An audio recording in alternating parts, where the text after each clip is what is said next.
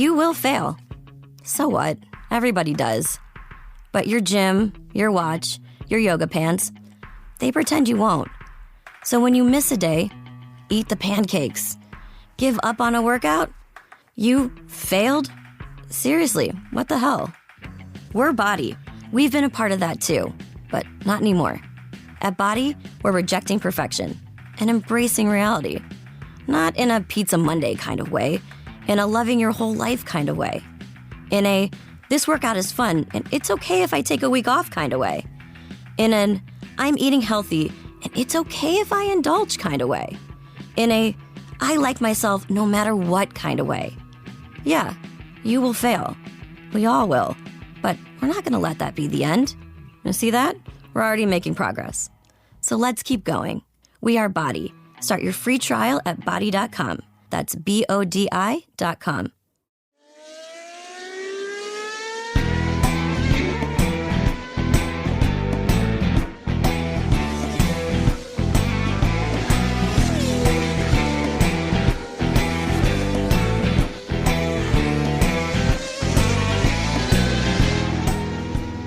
I genuinely don't think that there is one reason in the world to hate Lando Norris. Come on, how can you? Did you look at this post-race interview? Did you hear what he said about Lewis Hamilton, about how his dreams have been complete of getting to race at the British GP and stand on the podium here? And then just the joy of him popping the champagne even before Max Verstappen got the golden Silverstone winner's trophy. I can't hate the man anymore. Come on. I mean, I used to wonder, why is this guy the way he is? What's the hype? Nah, I think now things are changing, aren't they? Should we just rename this to the Lando Norris Fan Club podcast now? Come on, Kunal. I think it's a good idea, right? After the high that we've gotten this weekend. I would love to do that. But the minute we show any allegiances, any fandom, any love for any driver, the other side, the warring faction suddenly gets up saying, where is your unbiased approach, etc. But the truth is, I am yet to come across somebody who says, I don't like Lando Norris. So maybe there isn't a warring faction here or a rival fan club, as we would put it. Yeah, but deep down, we are all still Fernando Alonso fans on this podcast, aren't we, Sundaram? I know it's a weekend to forget. We're not going to talk about Fernando anymore after this. Let's just let it slide. But we still are, right? We still are the Fernando Alonso fan club. At least from this side, it's going to be that sort of bias always. But I mean, you can't hate Lando Norris. The guy is such a fun-loving driver, and he also delivers the goods when the opportunity arises. So yesterday was that particular situation, and he did extremely well. We're also the Alex Albon fan club as well now. We're slowly turning into one. Yeah. I think there's no point admitting that we're not, right? Because the way things are going at the moment, P8 in qualifying, P8 in the race, and just the quality overtake on my old favorite. I'm still sort of adapting to the trauma that Carlos Sainz is having these days, but that was an overtake. That is what Formula One is all about, Kunal. Where even a Williams celebrating their 800th race in their 799th race with a special livery can do something so dramatic as that. That's what Formula One is all about. That is what Formula One is all about. In fact, this is the Formula One fan club. But if there are any driver clubs out there, Samuel, you're a member of the Carlos Sainz driver club, the Lando Norris Please don't fan tell club. the world. Don't tell the world. Don't tell the world. Not about Carlos Sainz, please. Then there's the Alexander Albon fan club. And then I know you're a Max Verstappen and a Lewis Hamilton fan as well. And you're a Fernando Alonso.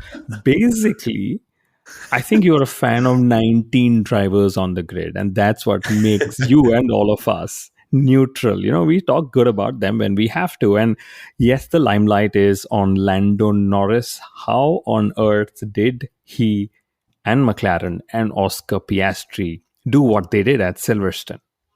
Yeah. I mean, we will decode that, yes, but that's the main question. It was amazing. How did they do what they did? How did Williams do what they did? How did Ferrari end up not doing anything? And what eventually happened to Aston? Actually, no, Ferrari did do quite a fair things. They forgot their strategy number or their alphabet, which was meant to happen at some point anyway. But what did Aston Martin not end up doing eventually? But there's so much to talk about. But firstly, folks, we have to tell you who we are. This is the Inside Line F1 podcast. We're one of the top 2.5% podcasts in the world. And of course, one of the top Formula One podcasts in the world as well. Hate saying that, kind of feels like self-bragging, but sometimes you've got to tell the numbers, right? My Yes, name but is you have made a Ferrari blooper out here. what? We were top 2.5 7 years ago. Now we've broken into the top 1.5. So it's at Oh, plan have A, plan we? B, plan C, plan CX, whatever. But yeah, we have. Hey, lovely. So that's an even better way to celebrate. My name is Samal Arora. I'm the host of the Indian Racing League on Star Sports, and I've also done lots and lots of other stuff in the world of motorsport. Joining me is, of course, F1 stats guru Sundaram, who's now part of the WTF1 talent roster as well. His stats have been done out by Crofty on the Sky F1 broadcast so many times as well. And so you better follow him on social media for knowing the story behind the numbers. And also, Kunal Shah, former marketing head of the Force India F1 team, an FIA accredited journalist for the Viaplay network. And this weekend, Kunal, you were also the expert on the Viaplay TV network, right? I said expert with a connotation. Sounds like more fun. Expert. Yeah. Oh, yeah. Yeah. I actually was on camera this weekend for Viaplay in Norway.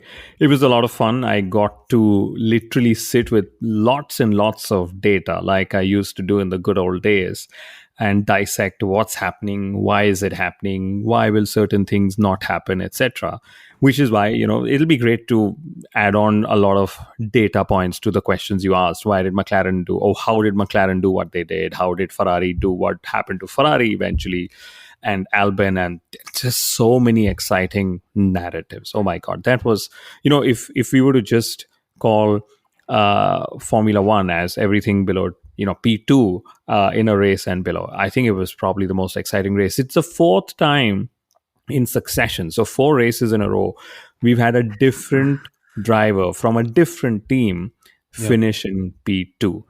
We've had, I think, Fernando Alonso there. We had Charles Leclerc there. We had Lewis Hamilton there. And now we had Lando Norris.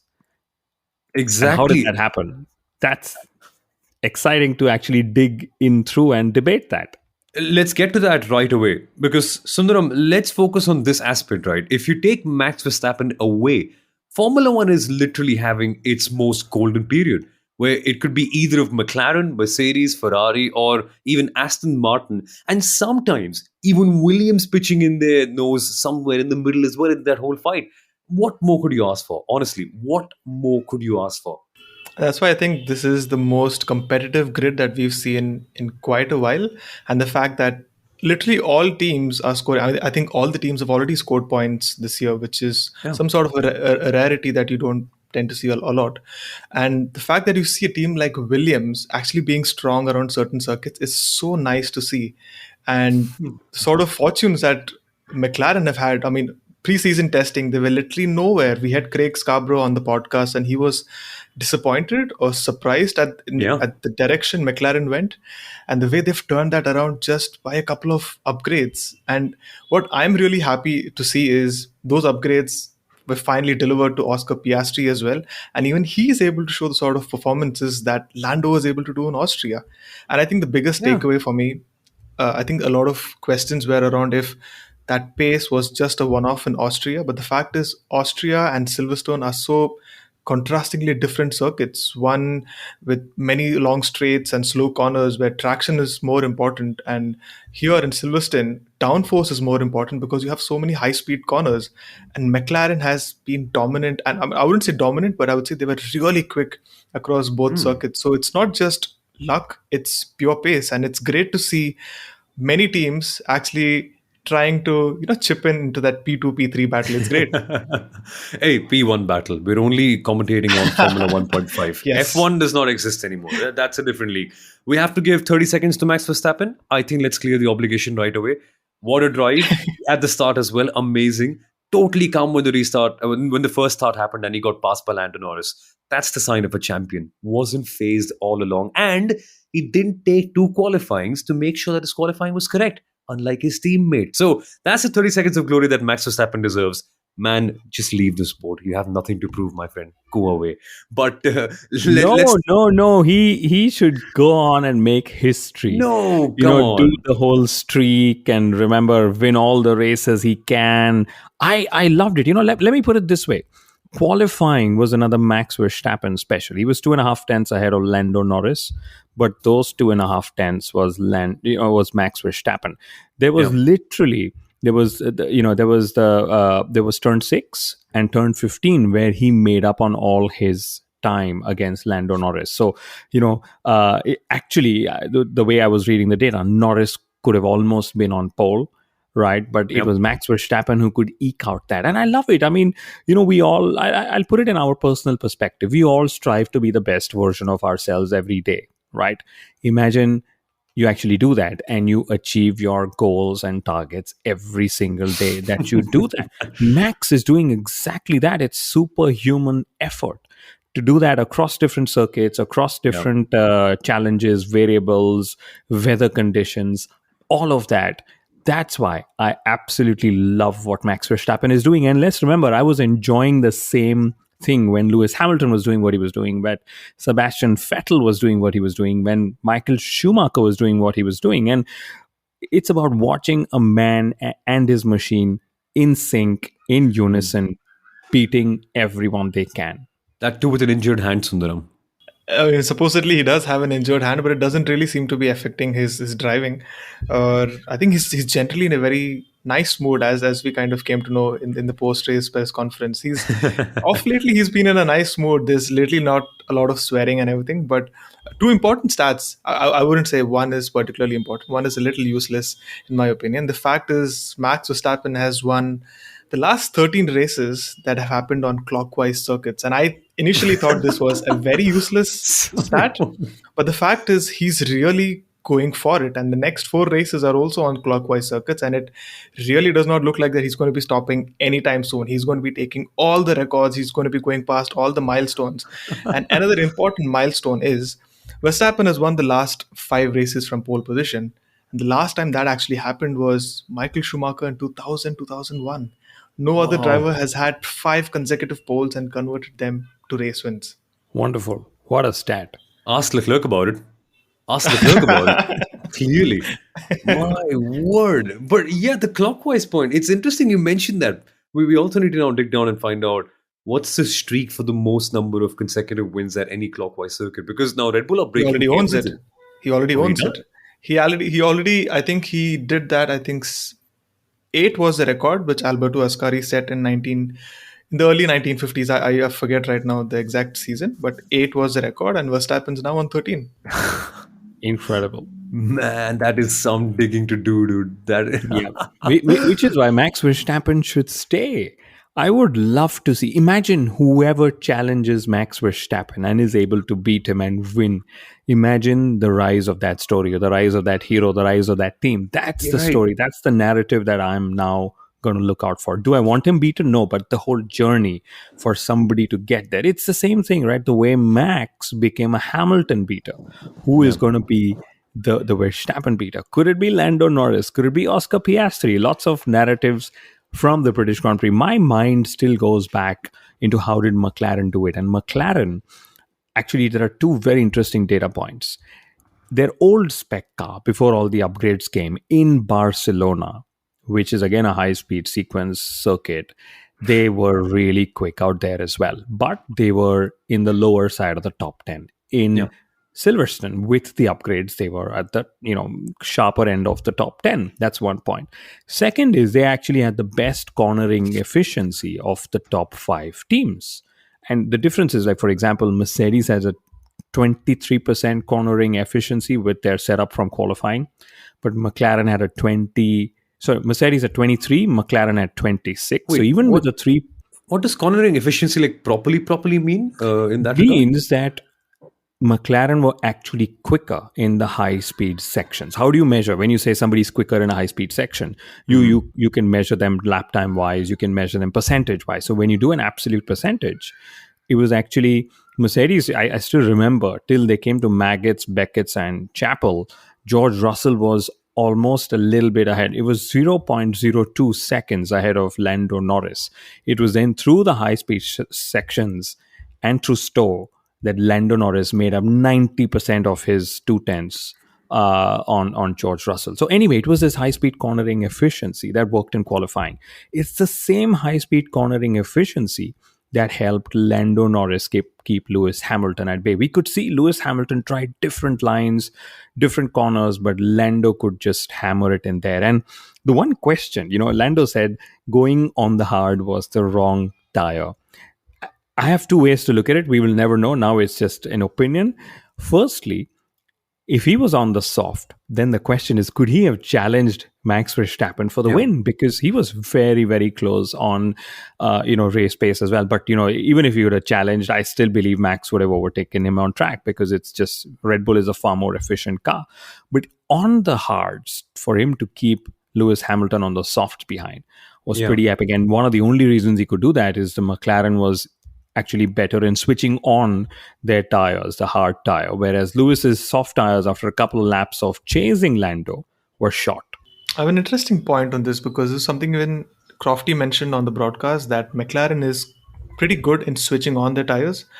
But I think there's another aspect to it. McLaren this year have had high tire degradation issues as well on a couple of circuits. So maybe that's the reason why McLaren went that way for choosing hard tires. And if you look at the circuit characteristics, Silverstone is a very abrasive circuit, a track that's very hard on the tires. So maybe that also helped. I mean, their disadvantage kind of became their advantage in this particular scenario. It could have probably helped Ferrari as well, but in recent races, they've been saying that they've been able to manage their tire degradation, and unfortunately, that turned out to be their disadvantage this time because Leclerc was not able to switch on his tires at all. So I think that's probably another way of looking at it. Yeah, that's true. And I believe McLaren's rise in form was down to upgrades, yes, motivation, British fans, yes, but it was also down to circuit characteristics and very crucially circuit temperatures. So it was a very lethal mix that came together to get them the positions that they did. I mean, it took them one race to double their points tally and overtake Alpine in the Constructors' Championship. And while that was happening, Fernando Alonso was laughing in the background when Oscar Piastri got told that they have beaten Alpine in the Constructors' Championship, at least for now. That is poetry in motion. Fernando Alonso is still holding up those grudges. But on that McLaren front for 1 second, I think they didn't even have a choice. They were on the mediums initially. And the 15 lap mark is such an awkward range to be, right? Slightly out of range for the softs if you're pushing that hard, slightly out of range for the hards as well, because it's too short for that period as well. And eventually it worked out. But imagine being on the pit wall for that strategy call. Oh, come on. That is a tricky, tricky place to be. Something that Ferrari have been in before. Come on, guys. It's finally happened. Ferrari have forgotten what their plans A, B, C, D, whatever they might have been are. It was meant to happen at some point. It has happened right now. I am amazed. The British GP keeps on giving. And it was the driver who actually remembers everything who forgot their strategy options. If it was Charles, you could have probably been like, yeah, that's okay, But it was the chief strategy officer at Ferrari who actually forgot the strategy options. And it was a bummer. I mean, Ferrari read so many things wrong. They read the tire degradation rate wrong. They actually didn't use their tires as much. Yeah. That's what Frederick Vasseur said. And which is why when George Russell kept going on the soft and then they pitted Leclerc on the medium, the only reason they actually did that, and I said this on the Viaplay show as well, was to try and force George Russell to pit. But guess what? He did not pit. And that's it. That was the end of Ferrari's strategy. And then everything just went the Ferrari way as it should have. Yeah. Have you guys seen any sort of street fight where one person tries to intimidate the other person? Okay, they've thought about this all along. When they go to a fight with another person, they're like, I will stand my ground. So they puff their chest and they'll be like, okay, fight me. Then the other person throws a punch and then they're confused because they haven't thought about what happens when the other person throws a punch. And Ferrari quite simply just couldn't really deal with it. And it's amazing that they forgot that Mercedes also have a really great sensor in the car, which is called a driver. And the driver did a good job. Oh, Russell did a terrific job on those soft tires. How many laps did he go? 1 second. He went 28 laps on those soft tires when Pirelli's prediction or Pirelli's suggestion was that it could probably last only 15 laps. And he's really outdone the soft tires in that sense. And I know Leclerc were trying to force a move or trying to force a pit stop from George Russell. And I was actually tracking Leclerc's times at the time, at that point, and also looking at the track temperatures. Track temperatures had gone higher up. Leclerc had switched to hards. It was in Ferrari's kitty to literally turn on the tires and force Russell into a pit stop. It did not happen. For some reason, it did not happen. And I don't know if it's probably because of Pirelli's new construction tires, which are more, what do you say, more stronger in the construction. If that kind of didn't work in their favor, but unfortunately, Ferrari once again have dropped it. And how? And how? Because this 1 year ago was their race weekend. And sure, things have changed, cars have changed, upgrades keep on coming along, cars get faster, there's more ways to gain time. But remember, 1 year ago, they legitimately took pole position and won the race here. Let's say 60% on merit because Max Verstappen had that issue with the wing stuck underneath their car. This can't be happening. Come on. They just can't be the fourth fastest team here this weekend. And also, that move when Alex Albon overtook Carlos Sainz around the outside, that, come on, that shouldn't be happening, dude. That I'll tell you what. I have this in my notes for today's episode. I had written Albon overtakes Sainz best, and that's exactly what I've written. I think that was the best overtake of the race, because the corner in which he actually went past Sainz is such a high speed corner. You do not break into that corner, and Albon still had the guts to do it, and it came off clean. And even Gasly with that battle with Sainz as well, where Gasly took first Carlos Sainz around the outside at La Field itself. Yeah. And then Sainz with the move at Cops. Holy wow. That is why you watch racing in the first place. Gasly wasn't pleased. Gasly wasn't pleased with that in the post-race pen. He had a little bit of a moment with Sainz. I don't know if people have seen that, but he was not pleased with Sainz pushing him off track. But hey, Sainz or Stroll? Because I think that, Sundaram, was the move of the race. Lance Stroll. I mean, that... Hey, say what you want. He is the ultimate entertainer. I know people get pissed off when I say this, but I think he's the driver who adds the most value to their team in Formula One. Genuinely, it's not Max Verstappen carrying Red Bull Racing. It's not Alex Albon carrying Williams. It's Lance Stroll carrying Aston Martin. Because let's not forget, his contribution is so great off the track. Had he not been someone else's son, the team wouldn't have been alive. So Yes. In that sense, yes. But I was really trying to figure out, after Stroll and Gasly's incident yesterday, what is the reason that this happens? And one of the things that was floating through my mind is that this year we've seen very less retirements in general. Okay, in terms of retirements from collisions, unfortunately, we don't have the likes of Mazepin, Latifi, Mick Schumacher, and the likes. And this year you have more experienced drivers who are driving. You don't see a lot of retirements. We've also seen 2 races that did not have a single retirement, which is a very rare thing in Formula One. And then you have Stroll going off the curbs and literally T-boning Gasly and sending him into a retirement. And I think that was really poor judgment from Stroll on both occasions. I think I think that's 50-50 call when he overtook Gasly. What corner was it? After the Wellington Straight? Hanger Straight. After the Hanger Straight. So I think that was a little bit of a controversial pass. Stroll probably definitely needed a penalty from the stewards there, and fortunately for him, he didn't get a penalty for passing Gasly off track limits. But yeah, the move after that, probably not the wisest thing to do. But dude, what sort of precedent does that set out? That this is not a penalty? After we've had a million track limits penalties just a week ago, where they've been constantly putting a human to police everything, they've gone out there and made another stupid human mistake at the end of the day. Well, racing is meant to be grey. There's always some sort of grey area in there. But if you have sort of set a black and white precedent that, hey, going off track is not allowed just 1 week ago, how is it that a driver can go off track and then push somebody else and go past it? I think we all should just beat up the stewards every single week. Right? We should just have a 5-minute segment where we beat up the stewards and move on. Just satisfy our mental problems with them and then just go ahead with it. It's a perfect punching bag. No, I think this does set a bad precedent for going forward, because especially for a team like Alpine, they also have a bad precedent, to be very honest, if you look at it that way. No, but it does set a bad precedent in that sense that if Alpine later on goes and passes someone else outside track limits, they are going to be going back to the stewards and they're going to be telling them, see, Lance Stroll did this in Britain.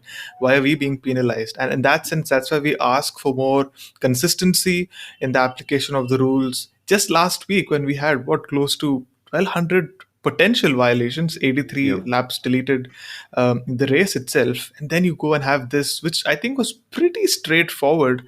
That Stroll should have given the place back, but yeah, I think we're giving it just way too much attention that than it probably deserves. So let's actually give some attention to Aston Martin if we have a couple of minutes for that. The reason being, it seemed like a couple of weeks ago that they were the big thing. And yes, deep down, we are still Fernando Alonso fans, like we mentioned at the start. That's not going to change. The reason why is not just what happens on the track, but the fact that he was laughing in the press conference room or the media pen when Oscar Piastri got told that McLaren have pipped Alpine. But the thing is, on track, it is a little bit problematic the way things are going, Sundaram. And I don't think that it's a lot to do with Aston Martin getting slower. It's just that other teams have also caught up with time so much that suddenly their upgrades and their pace doesn't quite seem to be as good anymore. And that's remarkable because now we get to know that there's just not them in that fight. There's also McLaren around, there's also Alpine around.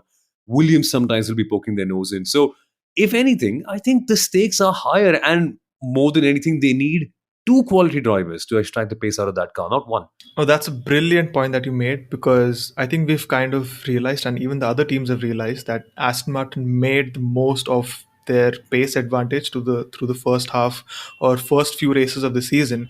And once every team started bolting on their upgrades, each and every team literally became faster even for a couple of races. So we've seen Alpine doing well, Mercedes doing well, Ferrari doing well, and now McLaren is catching them. And all of a sudden, all the hype and all the talk about Fernando Alonso's number 33 and all the other different rumors that were doing the rounds, they've all it's all gone into silence right now, and it kind of screams in that sense that Aston Martin are probably not the second fastest team anymore, and it's going to be interesting to see what they do in the next couple of races. Hungary might be probably in their favor, but it's going to be very interesting to see how they get back into the midfield fight. I think Hungary is definitely going to be one of those tracks. They are back. I think Hungary is also where McLaren are probably going to struggle with all the data again. That's my daughter saying hi to everybody. But with all the data, McLaren. 1 second. The point is, she's unhappy because you said McLaren will struggle. Why are you breaking a young girl's heart, Kunal? Come on. Everyone wants to see them do well. But no, I think it's interesting that he mentions that as well, Sundaram, because at the moment, as things go right now, Silverstone stands to be more of a mixed circuit where you've got lots of high-speed corners, but still three major straights where you can make up that time as well. Even though McLaren isn't quite the best in the world over there, but a couple of slow corners here and there, we can do your thing. But at Hungary, it'll be an even bigger test. If anything, that'll be revealing so much about where the grid stands as well. And traditionally, it's been the last race before the halfway mark of the season. This time, not so much because we're having Belgium before that as well. But there's just so much that we're getting to learn about where the grid stands and also how the lower midfield stacks up as well that makes it such a good year. I think we're in the golden period of Formula One, if anything. Golden period behind Max Verstappen. I'm sure a lot of people don't particularly find it interesting that he's winning these many races, that too without much of a competition. But the fact is that behind him there is really a lot happening, and we can probably get a couple of hints as to who might be strong. Like for example, Aston Martin might be strong in Hungary. Alex Albon has literally gone on record to say that Hungary might not be our strongest circuit. It doesn't really suit our car, and we might be able to come back in Belgium. But the fact is, we really don't know at this point. No one really knows, because sort of upgrades that teams are bringing in for every race, especially around this particular time, teams like Ferrari, Mercedes could really be in the mix, because they have such different operating windows, and I think we'll just get to see what happens closer to race day. And But, in but all I, this, just one further point. This yeah, I really think that the regulations are working to some extent, and probably not also working to in another extent, because teams like McLaren and the others who've had more time in the wind tunnel, they are able to make gains on track when they're able to bring their upgrades. So in that sense, you might be able to correct. say that the regulations are working. But a team that's actually copped a wind tunnel penalty does not seem to be phased or affected by that penalty at all. Yeah. Yeah, and I think it's sort of counterproductive in a way, the fact that we're having these regulations, because you need more wind tunnel time and also more spending ability to catch up with Red Bull Racing that certainly Mercedes and Ferrari don't have. So perhaps we're in that situation where Red Bull are just stuck at the top. It's a plateau of sorts where nobody can really catch up because there's not enough money to catch up. And if they do really well in year two and then finish second, they eventually will not have enough wind tunnel time to catch up as well. So I find it interesting. I think that's where the sliding scale aero will play its part over the course of the next few years and to see how teams develop it. But I think it's working. It's working. A few weeks ago, I think in Miami, we were talking about the product not being fun enough, about something really missing. It helps that the tracks that we've come to since then have been very open, that you are able to pass over there, and deg has not been much of a problem. So you can actually see drivers and teams pushing hard and not worrying about conserving. Long may this continue, honestly, because the last 3 4 weeks have just been amazing for Formula One. Just one more stat to add to that, because we've been talking about how competitive the midfield is. Five teams have actually led the opening lap this season, which we really Wow. don't tend to see a lot. And the last time we actually saw more than five Five. teams. Yeah. So there was Red Bull, Aston Martin, Mercedes, Ferrari, and now McLaren. They've led the opening lap of a race this season. And the last time five or more teams led an opening lap was in 2009. There were seven teams that time. Wow. Yeah. There were seven Including teams, Force India. including Force India, including Toyota, and now we have five teams. And the other point is, we're just 10 races into the season, and six teams have already taken a podium.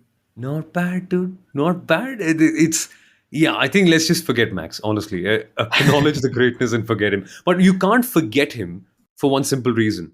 What he's doing at the moment, Sundaram, is something that his teammate just cannot by any means keep up with. It's I don't even know. How do you describe it? It's strange to see Sergio Perez being reduced to a has-been in this whole equation, where he's just someone you get to 30 minutes after having chatted about every other team. That's just not Sergio Perez. That's not who we know, really. And the way things are working out in qualifying, his inability to work the tires up and get them in the right operating window, and how consistently it has bitten him.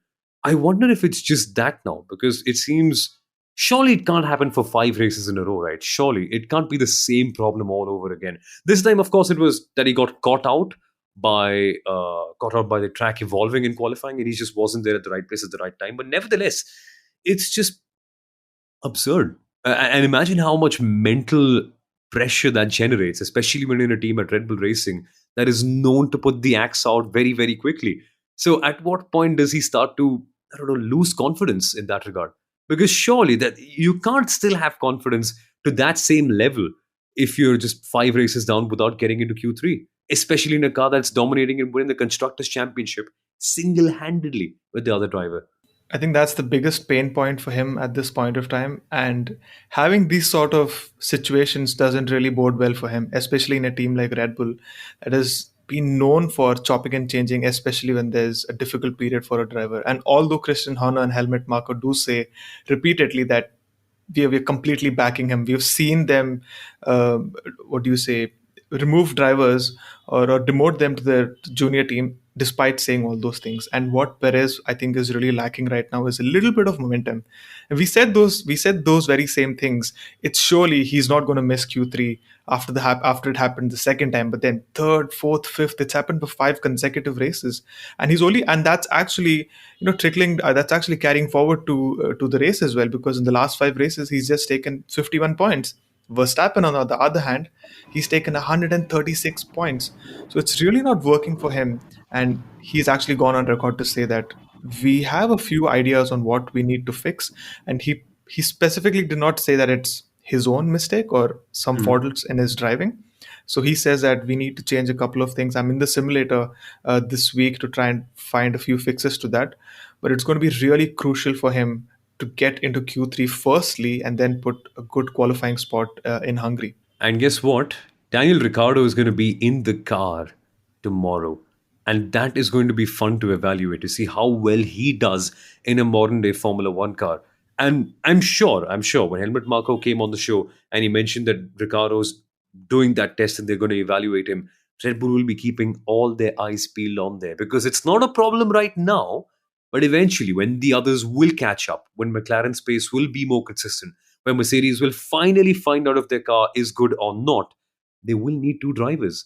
And in the top five teams, Red Bull and Aston Martin don't quite have a balanced lineup, which will eventually bite them. Even though right now they're very close by in the top three, right? Eventually, those three teams. But yeah, I wonder how it's going to play out. But Hungary is next. That's going to be a ton of fun. And by the way, folks, if you are in Mumbai for that race, Versova Social is the place to be. So join us for that one. And if you turned up for our British GP show last time out at Car Social, all 107 of you, guys, thank you. It really was so much fun to interact and talk Formula One with you. And we hope that you'll be back for more. So check out the link in the description to see how you can sign up and get tickets for the Versova Social event for the Hungarian GP as well. But in the meantime, to stay in touch with us, follow us on all our social media handles, subscribe to the Inside Line F1 podcast, share it with your friends, family members, or anyone who might love Formula One. And we'll be back rather soon for the Hungarian GP preview. Take care, folks. Bye-bye.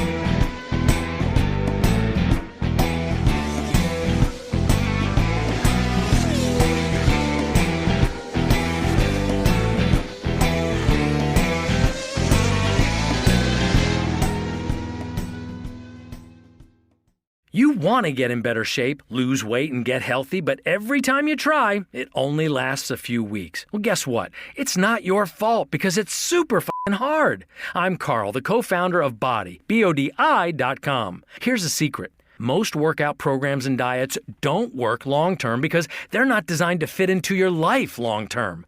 That's why I created Body, and I want you to try it free for 14 days. With Body, it's not about how good you'll look in a month. It's about how good you'll feel in a day. It's about giving you permission to enjoy your life while getting healthy and losing weight. Sound too good to be true? Don't say that to our millions of happy members. If you've struggled, I get it, but now it's your turn to succeed with Body. That's BODI.com. See how changing your focus from how you want to look in 1 month to how good you can feel in 1 day can completely change everything. Go to Body.com. That's BODI.com and try it free for 14 days.